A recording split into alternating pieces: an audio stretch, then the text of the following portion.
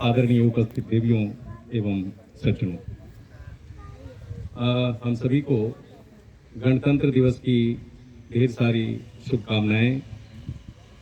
आज के 72 वर्ष पूर्व यानी गणतंत्र दिवस की ये 72वीं वर्षगांठ और 73वां गणतंत्र दिवस है। मास्टर अमर, रविरंजन, मिस हिबा लीबा और मैडम डॉक्टर रेणु सिंह ने अपने विचार व्यक्त किए, आज के दिन के महत्व को बताया। गणतंत्र दिवस क्या है, इसकी शुरुआत कैसे हुई, गुलामी का दाग कितना दंश भरा होता है और आज़ादी की लड़ाई में कितने लोगों ने अपने सिद्धांतों को, अपने प्राणों को उत्सर्ग किया, इसकी चर्चा की गई। मैं उन सब बातों का पृष्ठप्रेषण नहीं करूंगा।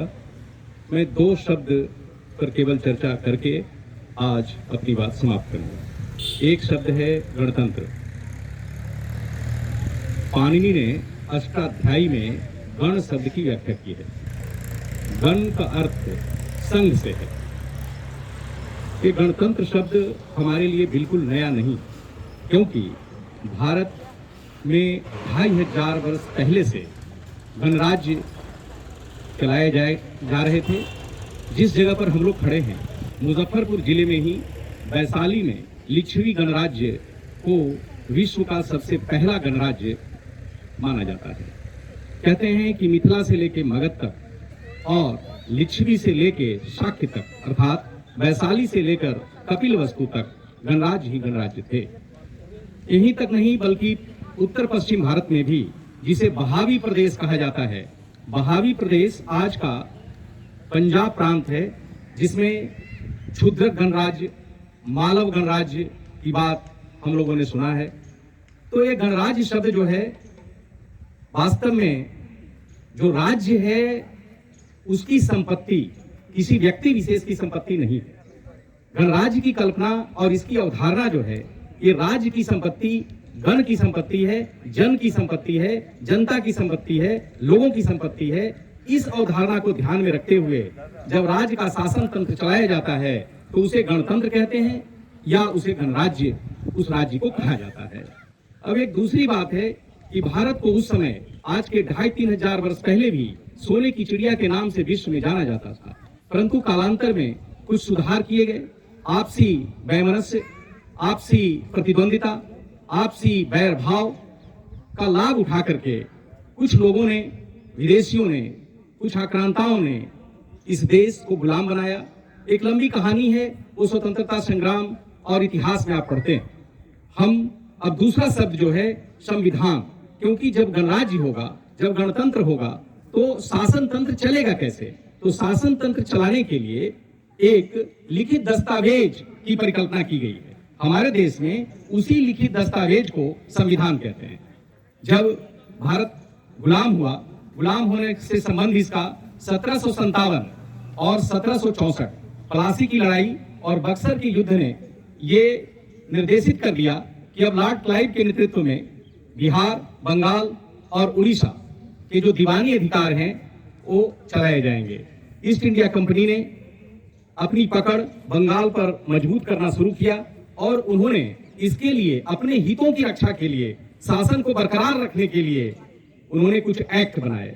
और उस एक्ट की सीरीज में सबसे पहले 1773 में रेगुलेटिंग एक्ट, 1784 में पिट्स इंडिया एक्ट, 1793 में चार्टर एक्ट, 1813 में फिर चार्टर एक्ट, 1833 में फिर चार्टर एक्ट, 1853 में चार्टर एक्ट, यानी इन 4 चार्टर एक्ट के माध्यम से जो कानून थे उसको बढ़ाए गए, सुधार किए गए।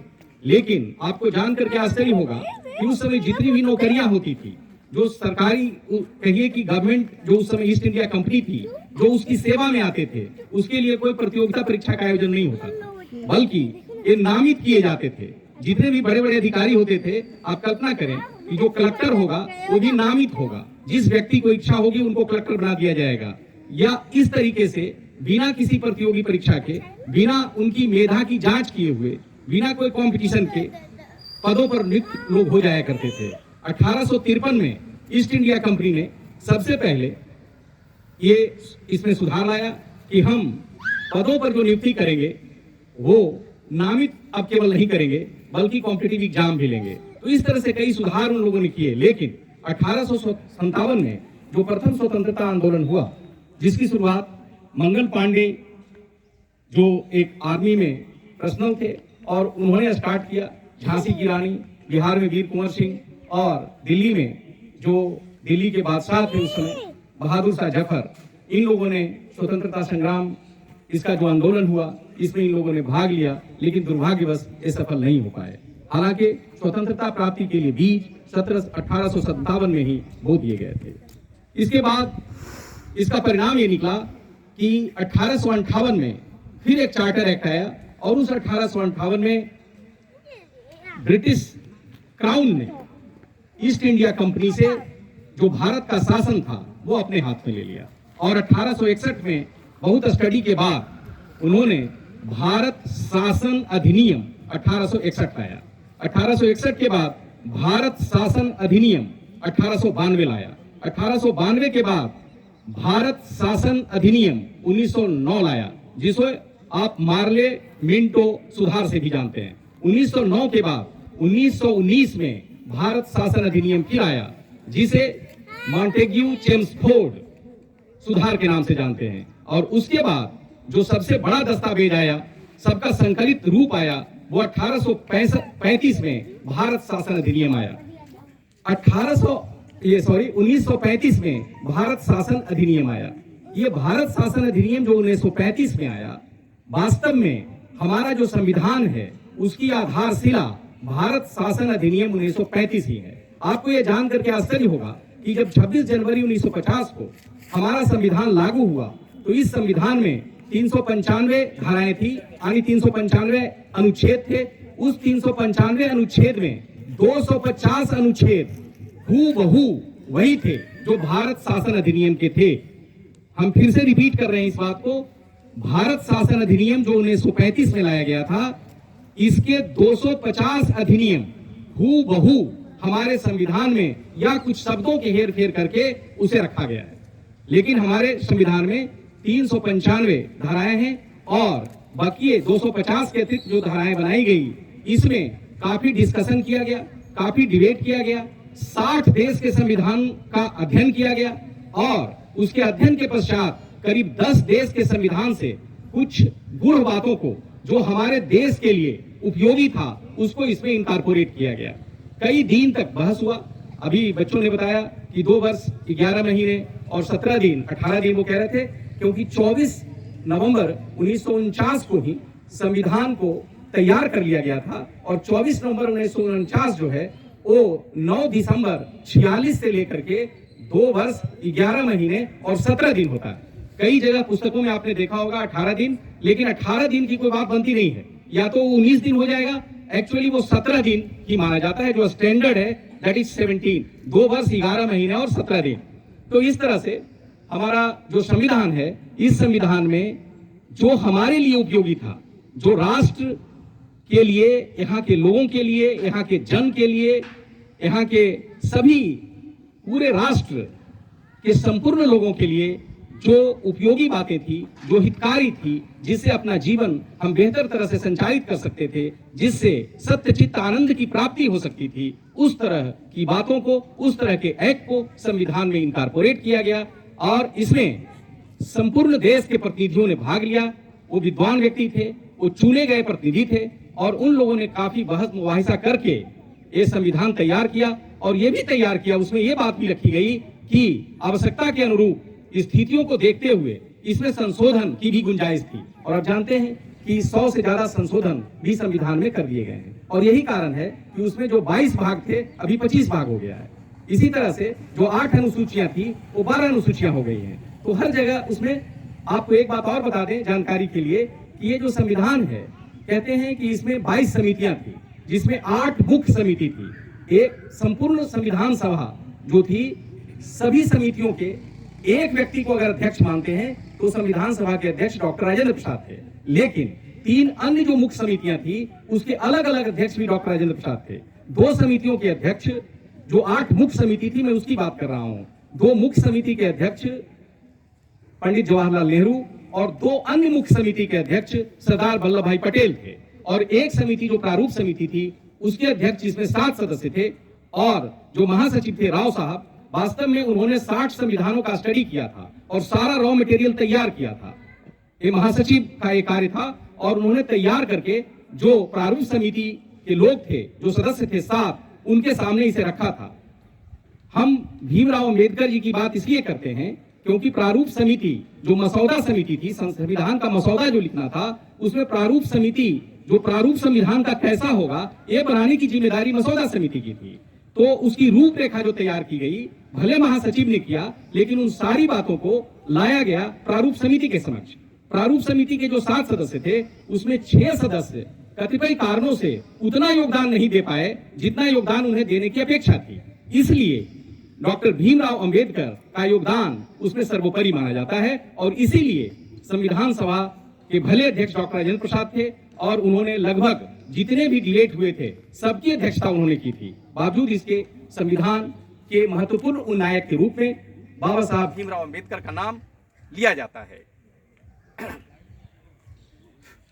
अंत में एक बात और है कि ये जो संविधान लिखा गया है इसको 6 महीने में प्रेम बिहारी नारायण रायजादा ने अंग्रेजी में लिखा है और संविधान की 2 कॉपी जो पांडुलिपि है, ये पांडुलिपि संसद भवन में जो लाइब्रेरी है, लाइब्रेरी में 2 ग्लास का सील बॉक्स है जिसमें नाइट्रोजन भरा हुआ है और 1% ऑक्सीजन है, जिससे कि वो जो लिखावट है वो समाप्त ना हो, उसमें उसको रखा गया है उस पांडुलिपि को, और अभी वो पूर्णतः सुरक्षित है। तो हमारा जो संविधान है उसी को इम्प्लीमेंट करने का दिन गणतंत्र दिवस के रूप में हम लोग जानते हैं। प्यारे बच्चों, हम इस बात को महसूस करते हैं, जैसा कि पूर्व के वक्ताओं ने आपको बताया, कि बड़ा एक गहरा दाग है यारों, जिसका गुलामी नाम है।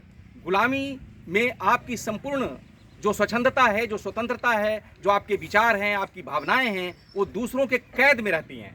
आप अपने विचारों का संप्रेषण नहीं कर सकते, आप अपनी भावनाओं का प्रस्फुटन नहीं दिखला सकते। इसीलिए कहते हैं कि सबको मुक्त प्रकाश चाहिए, सबको मुक्त समीरन, बाधा रहित विकास, मुक्त आशंकाओं से जीवन, आशंकाओं से मुक्त जीवन रहने के लिए ये जरूरी है कि हम स्वतंत्र हों। लेकिन अधिकार और कर्तव्य ये दोनों साथ साथ चलने वाली चीजें हैं।